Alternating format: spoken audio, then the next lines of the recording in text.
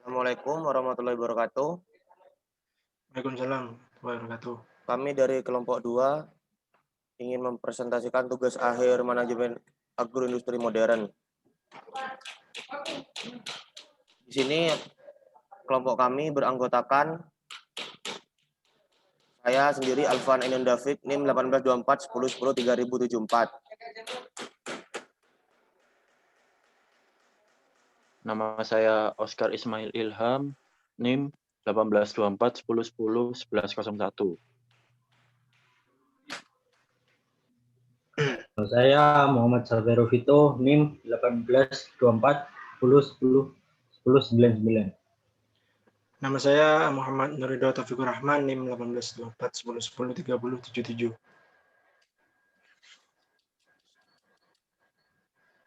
Saya Alvan Enon David ingin membacakan tentang bab pertama yaitu pendahuluan. Latar belakang. Ayam betelur merupakan ternak yang dibudidayakan untuk menghasilkan telur. Salah satu ternak yang menghasilkan kebutuhan akan protein hewani yaitu ayam betelur. Kebutuhan telur ayam selalu dibutuhkan oleh masyarakat sehingga memotivasi peternak untuk mengembangkan usaha tersebut.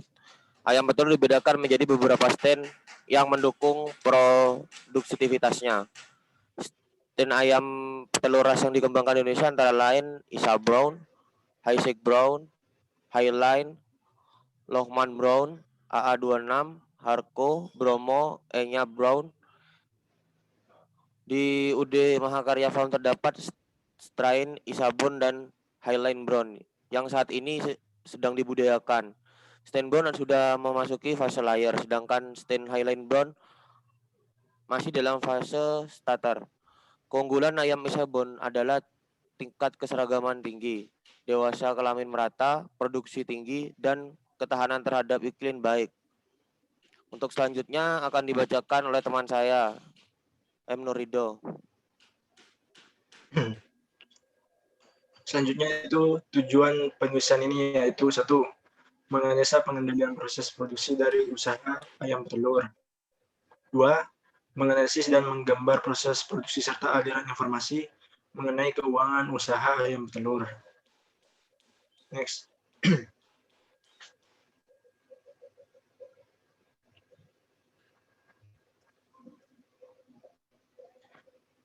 Lanjut ke bab 2 ya, itu analisis dan gambaran rantai usaha. Rantai usaha merupakan kegiatan pengelolaan rantai pasok yang dimulai dari pengadaan bahan, pencarian kolaboratif, penyebaran informasi, pengiriman pesanan, penulisan pesanan, layanan, serta paskalan penjualan, pengukuran kinerja, hingga pengembangan produk terbaru. Seluruh kegiatan tersebut bertujuan untuk memastikan pemenuhan segala permintaan pasca bisa tercukupi dengan mengintegrasikan perpindahan barang dengan para pihak terkait baik dari pemasok, distributor, penyedia layanan pihak ketiga maupun ke konsumen. Adapun beberapa jenis sistem rantai pasok dalam melakukan proses manajemen, yaitu yang pertama upstream supply chain, yaitu segala aktivitas di mana perusahaan mendapatkan suplai dari pihak luar untuk mendapatkan bahan baku yang nantinya akan digunakan sebagai bahan produksi. Itu kedua, down supply chain, yaitu semua aktivitas yang melibatkan pengiriman produk kepada pelanggan akhir. Di dalam downstream supply chain, perhatian diarahkan pada distribusi, pergudangan, transformasi, dan after sale service.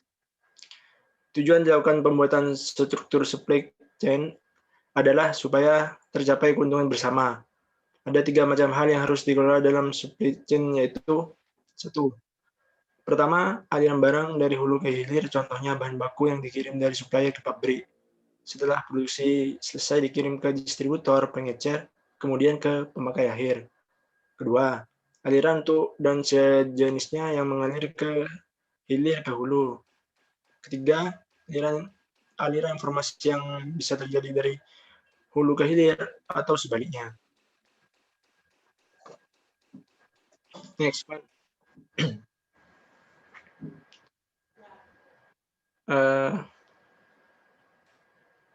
Dalam penelitian ini, Peneliti menggunakan analisa rantai pasok dan supply chain yang merupakan rantai hubungan antar perusahaan dan aktivitas yang melaksanakan penyaluran pemasok barang atau jasa dari tempat asal ke tempat pembeli atau dari pemasok sampai ke customer.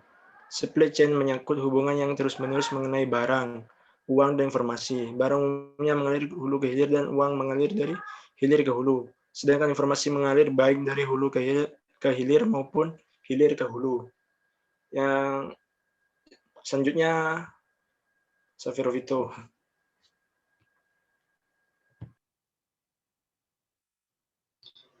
Selanjutnya aliran barang. Di sini proses aliran barang dapat digambarkan sebagai berikut.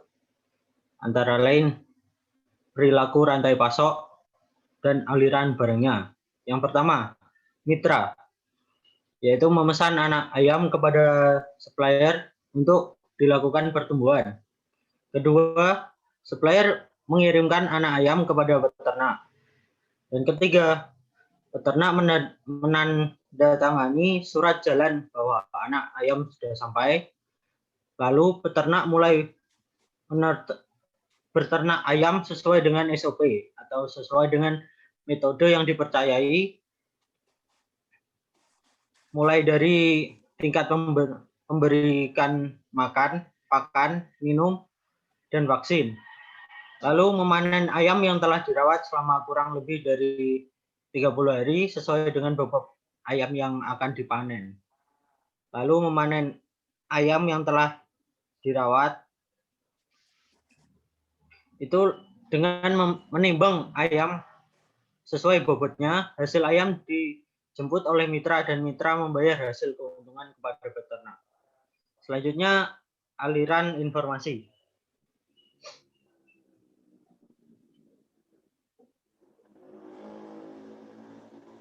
Aliran informasi pada usaha peternakan ayam mitra ini melibatkan beberapa orang, yakni supplier yang menyuplai sekaligus memasok hasil panen peternak. Selain supplier juga berperan sebagai penyalur informasi ke pihak konsumen. Kedua, mitra yang mendanai biaya peternakan seperti anak ayam, pakan, vaksin, dan lain-lain. Lalu pihak peternak ayam petelur yang mengembangbiakan ayam petelur. Selanjutnya aliran uang.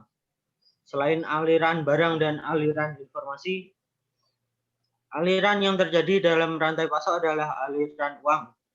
Aliran uang dari hasil penjualan maupun biaya pembelian berdasarkan harga penjualan ayam petelur. Ada beberapa hal yang dimasukkan ke dalam pencatatan peternak ayam petelur, yaitu pembuatan kandang atau tempat peternakan, biayanya berapa, lalu untuk pemeliharaannya diperkirakan berapa, lalu peralatan kandang apa saja, dan hasil keuntungan penjualan.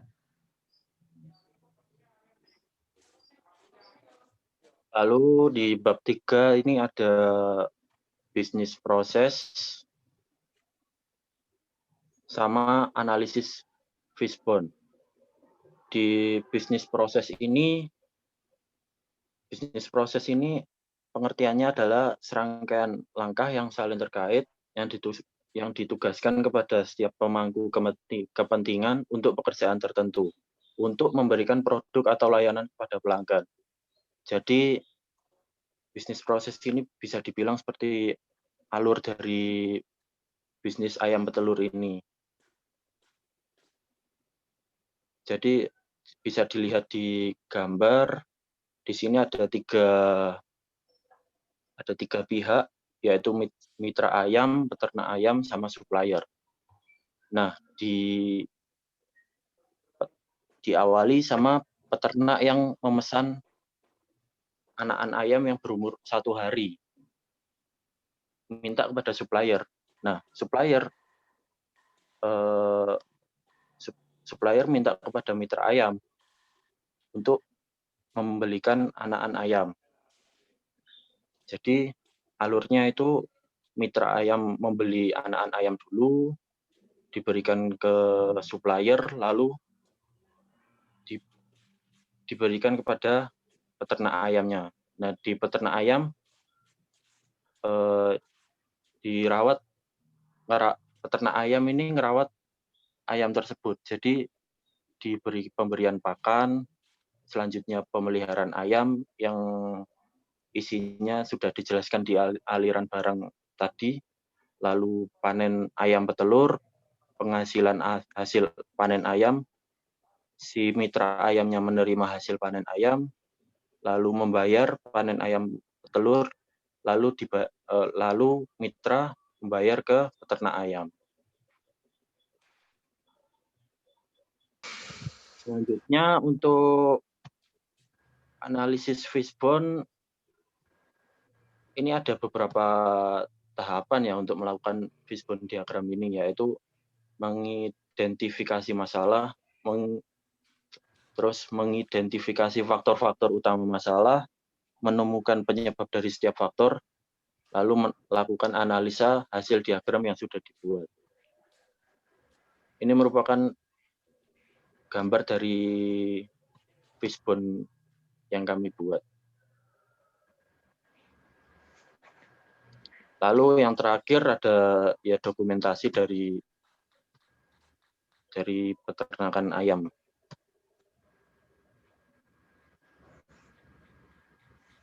Ya mungkin itu saja presentasi dari kami. Kurang lebihnya mohon maaf. Wassalamualaikum warahmatullahi wabarakatuh. Waalaikumsalam warahmatullahi wabarakatuh.